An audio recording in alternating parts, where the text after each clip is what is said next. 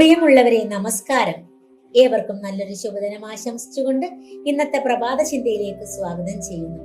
പ്രിയപ്പെട്ട എഴുത്തുകാരൻ കാഞ്ചിയാർ മോഹനന്റെ ചിന്താസരണികളിലെ ഒരു ഏടുമായി വായനാ വഴിയിൽ കൂടെയുള്ളത് നിങ്ങളുടെ സ്വന്തം ഗീതപ്രഭയാണ്. കുട്ടികളെ സ്കൂളിൽ മദ്യം കൊണ്ടുപോകുന്നു എന്ന ഞെട്ടിക്കുന്ന വാർത്ത നമ്മുടെ സാമൂഹിക ബോധത്തിന്മേൽ വീണ വലിയൊരു പ്രഹരമാണ്. പുസ്തകങ്ങളും പെൻസിലുകളും നിറയേണ്ട ബാഗുകളിൽ മദ്യക്കുപ്പികൾ പ്രത്യക്ഷപ്പെടുന്നത് ഒരു തലമുറയുടെ ധാർമ്മികമായ തകർച്ചയുടെ വ്യക്തമായ സൂചനയാണ്.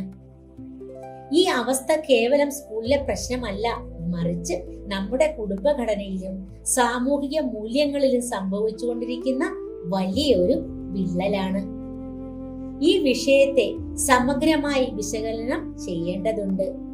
പഴയ കാലത്തെയും ഇന്നത്തെയും കുട്ടികളെ താരതമ്യം ചെയ്യുമ്പോൾ വലിയൊരു അന്തരം പ്രകടമാണ്. പണ്ട് കുട്ടികളുടെ ലോകം വലിയൊരു പരിധിവരെ വീട്ടിലെ മുതിർന്നവരുമായും അയൽക്കാരുമായും ബന്ധപ്പെട്ടിരുന്നു. കുട്ടികളുടെ ഓരോ ചലനങ്ങളിലും മുതിർന്നവരുടെ നിരീക്ഷണമുണ്ടായിരുന്നു. സാമൂഹിക നിയന്ത്രണങ്ങൾ ശക്തമായിരുന്നു. ഇന്ന് സാങ്കേതിക വിദ്യയുടെ വളർച്ചയും ഇന്റർനെറ്റിന്റെ അനിയന്ത്രിതമായ ഉപയോഗവും കുട്ടികളെ ഒരു വെർച്വൽ ലോകത്തിലേക്ക് തള്ളിവിട്ടിരിക്കുന്നു. സ്ക്രീനുകളിൽ മാത്രം ജീവിക്കുന്ന കുട്ടികൾക്ക് യഥാർത്ഥ ലോകത്തിലുള്ള മൂല്യങ്ങൾ അന്യമായി കൊണ്ടിരിക്കുകയാണ്. ഈ മാറ്റത്തിനിടയിൽ കുട്ടികൾക്ക് പലതും നഷ്ടപ്പെടുന്നുണ്ട്. ശരിയും തെറ്റും തിരിച്ചറിയാനുള്ള അറിവ് ലഭിക്കേണ്ടത് കുടുംബത്തിൽ നിന്നാണ്. എന്നാൽ ആ പാഠങ്ങൾ പറഞ്ഞു കൊടുക്കാൻ പല മാതാപിതാക്കൾക്കും സമയമില്ല. പണമുണ്ടാക്കാനുള്ള നെട്ടോട്ടത്തിൽ പല രക്ഷിതാക്കളും കുട്ടികളുടെ യഥാർത്ഥ ആവശ്യങ്ങൾ മറക്കുന്നു. അവർക്ക് വേണ്ടത് വിലപിടിപ്പുള്ള ഫോണുകളോ പണമോ അല്ല, മറിച്ച് സ്നേഹവും വഴികാട്ടലുമാണ്. ഒരു കുട്ടിക്ക് ആവശ്യമുള്ളപ്പോൾ കൂടെ ഇരിക്കാനും അവരോട് സംസാരിക്കാനും അവരുടെ സന്തോഷങ്ങളിലും സങ്കടങ്ങളിലും പങ്കുചേരാനും മാതാപിതാക്കൾക്ക് കഴിയണം. ഈ സമ്മാദം നഷ്ടപ്പെടുന്നിടത്താണ് കുട്ടികൾ തെറ്റായ വഴികളിലേക്ക് തിരിയുന്നത്. പണ്ട് ഒരു കുട്ടി വഴിതെറ്റിയാൽ തിരുത്താൻ അയൽവാസികൾക്കും ബന്ധുക്കൾക്കും അവകാശമുണ്ടായിരുന്നു. സമൂഹം ഒരു കുടുംബം പോലെയായിരുന്നു. ഇന്ന് അതൊക്കെ സ്വകാര്യത എന്ന ലേബലിൽ അപ്രസക്തമായിരിക്കുന്നു. അയൽപക്കത്ത് എന്താണ് നടക്കുന്നതെന്ന് അറിയാൻ പോലും ആർക്കും താല്പര്യമില്ലാത്ത അവസ്ഥയാണിന്ന്. ഈ അകൽച്ച കുട്ടികൾക്ക് ലഭിക്കേണ്ട സാമൂഹികമായ സുരക്ഷാ കവചം നഷ്ടപ്പെടുത്തിയിരിക്കുന്നു. മാതാപിതാക്കൾ കുട്ടികളുടെ കൂടെ സമയം ചെലവഴിക്കുന്നില്ലെങ്കിൽ, അവരെ നല്ല കാര്യങ്ങൾ പഠിപ്പിക്കുന്നില്ലെങ്കിൽ, മദ്യം മാത്രമല്ല മയക്കുമരുന്ന് ഉൾപ്പെടെയുള്ള വലിയ വിപത്തുകളിലേക്കായിരിക്കും നമ്മുടെ മക്കൾ നടന്നു നീങ്ങുക. ഇത് ഒരു വ്യക്തിയുടെ മാത്രം പ്രശ്നമല്ല, മറിച്ച് ഒരു സമൂഹത്തിന്റെ ആകെ തകർച്ചയുടെ തുടക്കമാണ്.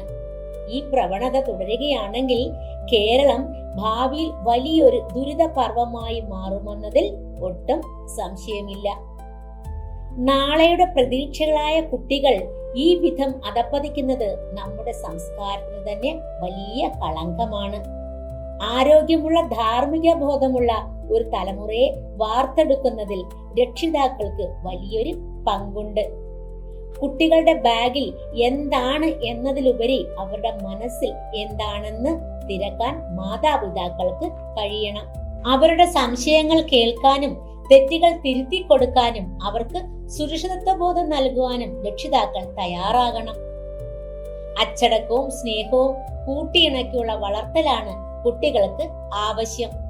അമിതമായി പണം നൽകി അവരെ വഴിതിരിക്കാതെ ജീവിതത്തിന്റെ മൂല്യങ്ങൾ പകർന്നു നൽകാൻ രക്ഷിതാക്കൾ ശ്രദ്ധിക്കണം.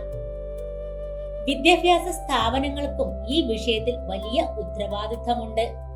പാഠപുസ്തകത്തിലെ അറിവുകൾക്കപ്പുറം ജീവിതം എങ്ങനെ നയിക്കണമെന്ന പാഠങ്ങൾ കൂടി നൽകാൻ അധ്യാപകർക്ക് കഴിയണം. കുട്ടികളുടെ പെരുമാറ്റത്തിലെ മാറ്റങ്ങൾ നേരത്തെ തന്നെ തിരിച്ചറിഞ്ഞ് അവർക്ക് ആവശ്യമായ കൗൺസിലിങ്ങും പിന്തുണയും നൽകാൻ സ്കൂളുകൾ മുൻകൈയെടുക്കണം. രക്ഷിതാക്കളും അധ്യാപകരും തമ്മിലുള്ള ആശയവിനിമയം കൂടുതൽ ശക്തമാക്കേണ്ടതുണ്ട്.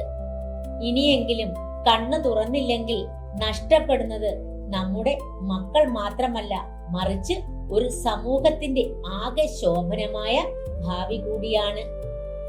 സമയം അതിക്രമിച്ചിരിക്കുന്നു. നമ്മുടെ മക്കളെ തിരിച്ചു പിടിക്കാനും മൂല്യബോധമുള്ള ഒരു പുതിയ തലമുറയെ നിർമ്മിച്ചെടുക്കാനും നാം ഓരോരുത്തരും പ്രതിജ്ഞാബദ്ധരാകണം. അതെ, നമ്മൾ ഒരുമിച്ച് നിന്നാൽ മാത്രമേ ഈ ദുരിതപ്പെയ്ത്തിൽ നിന്ന് നമ്മുടെ മക്കളെ രക്ഷിക്കാൻ കഴിയൂ, നമ്മുടെ കൊച്ചു കേരളത്തെ രക്ഷിക്കാൻ കഴിയൂ. നന്മ നിറഞ്ഞ ഒരു നാളെ വാർത്തെടുക്കാൻ നമുക്ക് ഇന്ന് തന്നെ തുടങ്ങണം എന്ന സന്ദേശമാണ് പ്രിയപ്പെട്ട എഴുത്തുകാരൻ കാഞ്ചിയാർ മോഹനൻ നമുക്ക് നൽകുന്നത്. എന്റെ പ്രിയപ്പെട്ട സൗഹൃദങ്ങൾക്ക് ഒരിക്കൽ കൂടി നല്ലൊരു ശുഭദിനം ആശംസിച്ചുകൊണ്ട് മറ്റൊരു പ്രഭാത ചിന്തയുമായി നമുക്ക് നാളെ കാണാം. നന്ദി, നമസ്കാരം.